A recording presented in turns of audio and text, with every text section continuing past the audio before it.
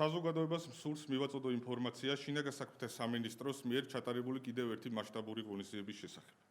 გუშინ გვიან ღამით თბილისსა და სამეგრელო ზემოსვანეთში ჩატარებული საპოლიციო ღონისძიების შედეგად სამართალდამცავების მიერ განსაკუთრებით დიდი ოდენობით ნარკოტიკული საშუალება 1 კილოგრამი და 200 გრამი მეთადონი იქნა ამოღებული.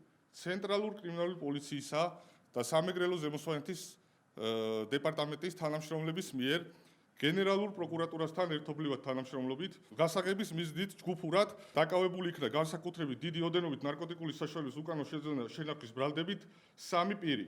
დანაშაული 20 წლამდე თავისუფლების აღკვეთას ითვალისწინებს ან უადო თავისუფლებას. სამართალდამცავებმა ბრალდებულების პირადი და საცხოვრებელი სახლის შრეკისას 67 შეკვრად დაფასოვებული 1 კილოგრამი და 200 გრამამდე ნარკოტიკული საშუალება მეთადონი ნივთკიცებად ამოიღეს. საგამოძიებო მოქმედებების შედეგად პოლიციის მიერ ასევე ამოღებული იქნა ნარკოტიკული საშუალების დაფასოვებისთვის საჭირო ნივთები. გამოძიებით დგინდება, რომ ბრალდებულების სოციალურ ქსელში არსებულ ნარკორეალიზატორთა ორგანიზებული ჯგუფის წევრები იყვნენ.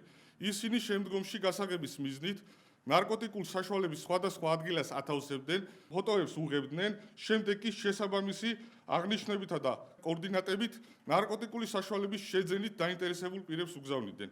გამოძიება სისხლის სამართლის კოდექსის 260 მუხლის მესამე ნაწილით მიმდინარეობს. ნარკოდანაშაულში ჩართული სხვა პირების დადგენისა და მათი სისხლის სამართლებრივი პასუხისმგებაში მიცემის მიზნით აქტიურად ვაგრძელებთ შესაბამის კომპლექსურ საგამოძიებო მოქმედებებს.